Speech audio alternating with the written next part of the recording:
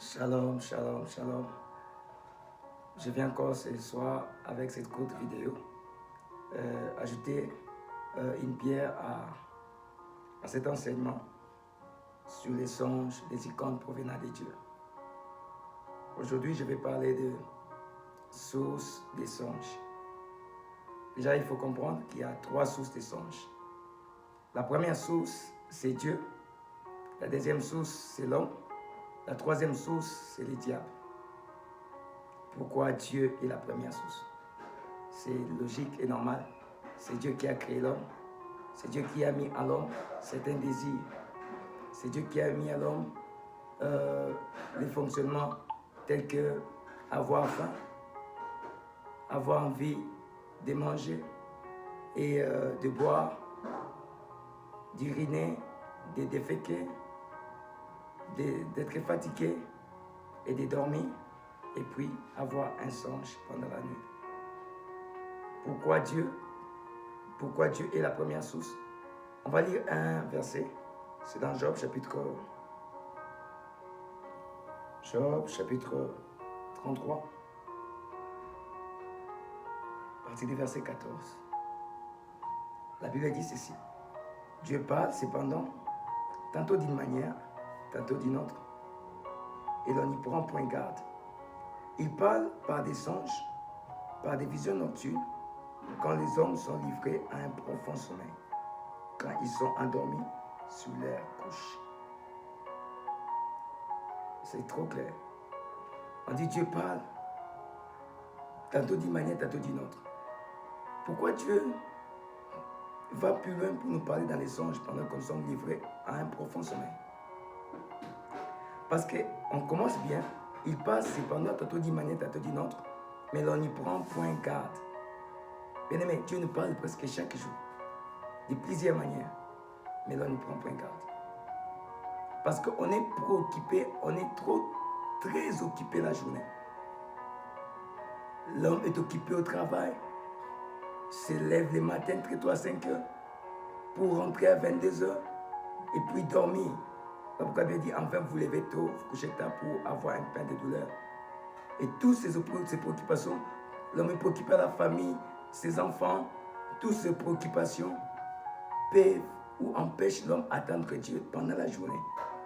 Et Dieu se dit, il cherche un moment favorable quand l'homme est calme. Et parmi les moments favorables, c'est quand l'homme dort. Dieu se dit, je passe par cette voie pour lui parler par des songes et par des visions nocturnes.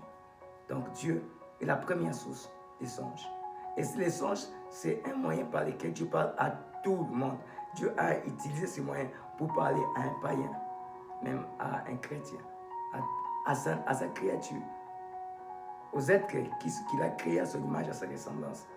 Parce que Dieu, depuis la chute d'Adam, Dieu a toujours voulu garder cette communion, cette attitude, ce désir de parler avec l'homme, que l'homme écoute ses instructions, ses voix, ses avertissements, que l'homme marche en harmonie avec ses plans.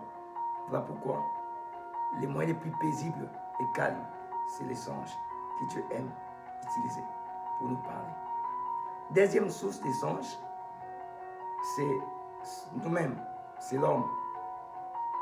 Je vais lire un passage, c'est par là qu'on va comprendre que c'est l'homme qui est la deuxième source de ses rêves et ses songes.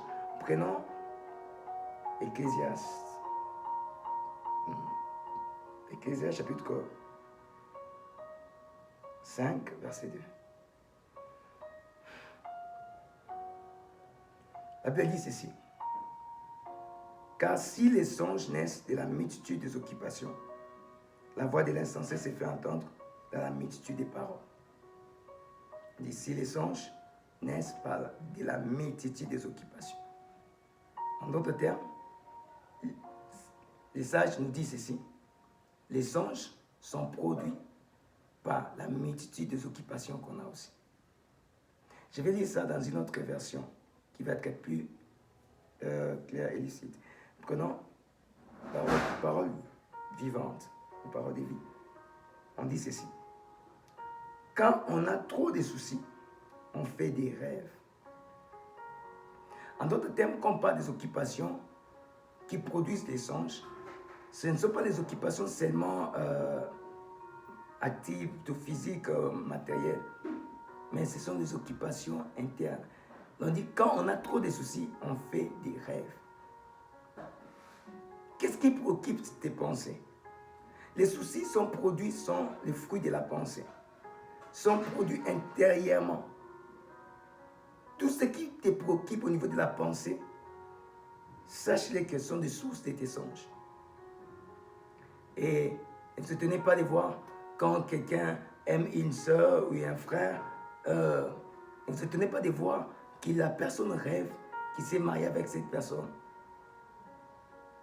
Souvent, je suis un peu trop sceptique quand quelqu'un m'amène un rêve. Je me suis vu en train de me marier avec tel frère ou telle soeur.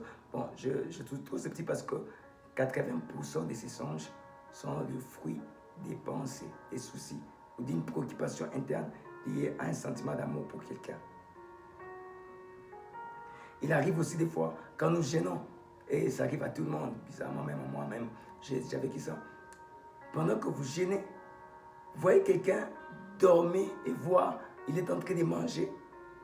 Et même dans les rêves, il voit qu'il a arrêté les gènes à cause de la nourriture. En fait, ce n'est pas la sorcellerie.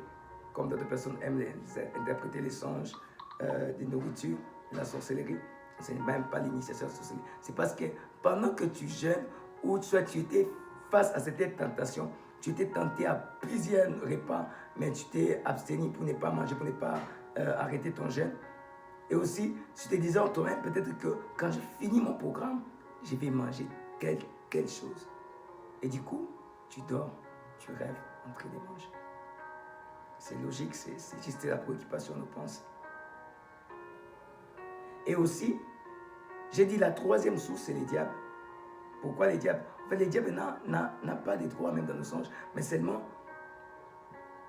ils s'infiltrent par nos occupations, par ce qui occupe nos pensées. Je vais lire un passage qui va nous éclairer. Ils sont Éphésiens chapitre 1. Éphésiens chapitre 4.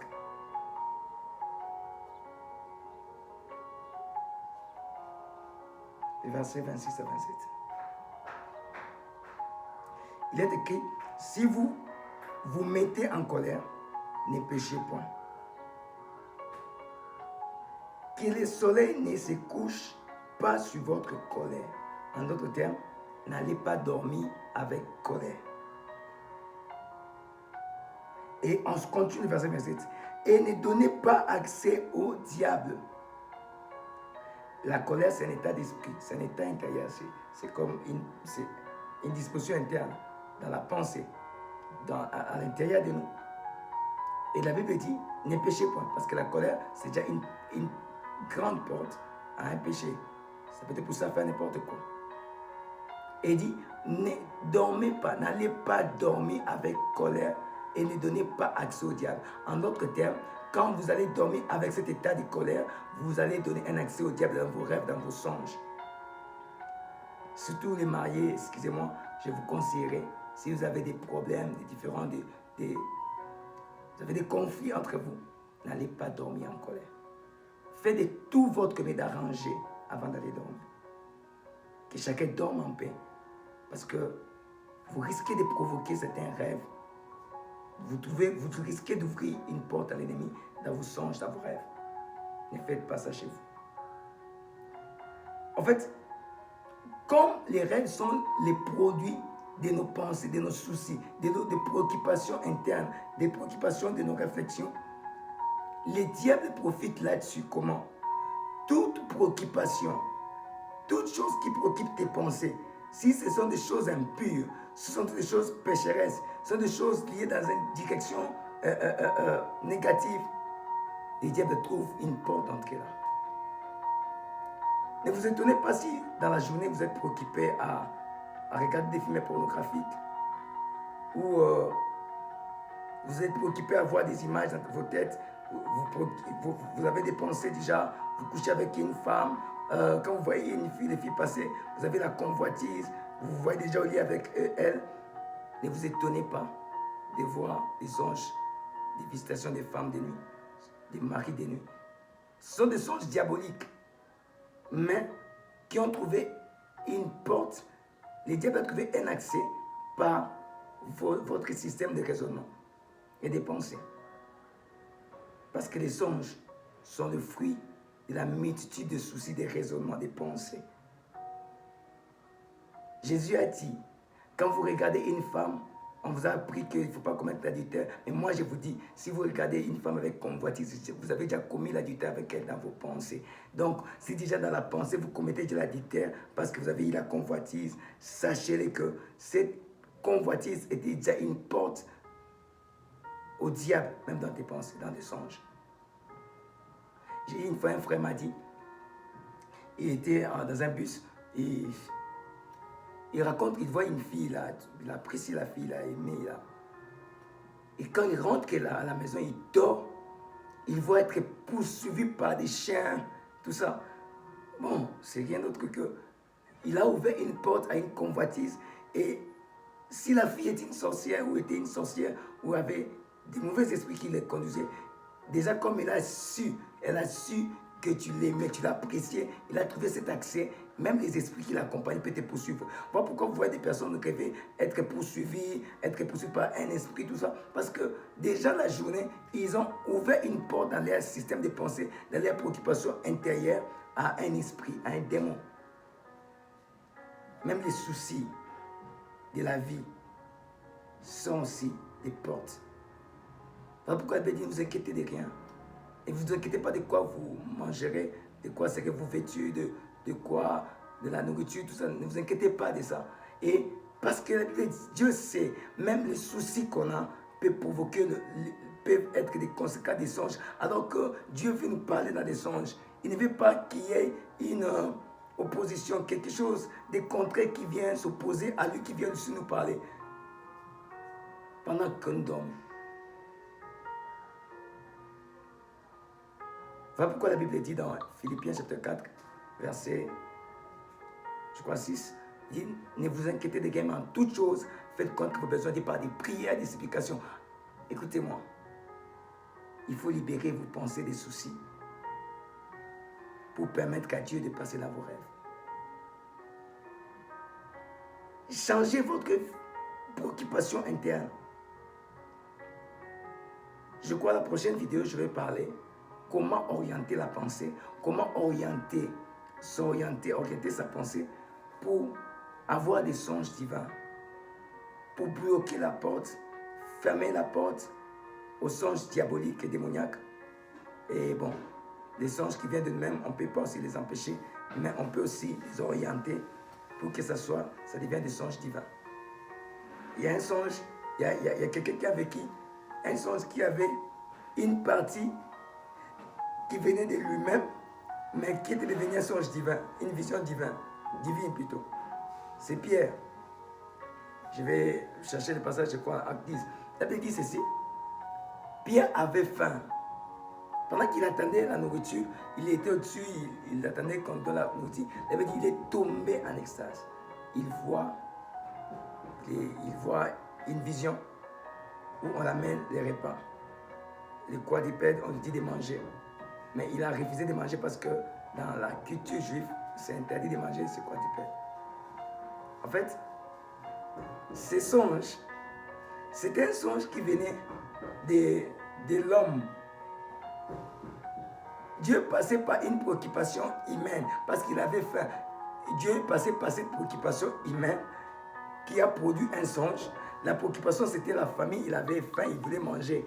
Dieu passait par cette préoccupation humaine pour lui donner un songe qui a un sens à ce qu'il avait comme besoin de manger. Mais dans ces songes-là, il y avait un message de Dieu. Tu peux bloquer au diable de te donner un songe.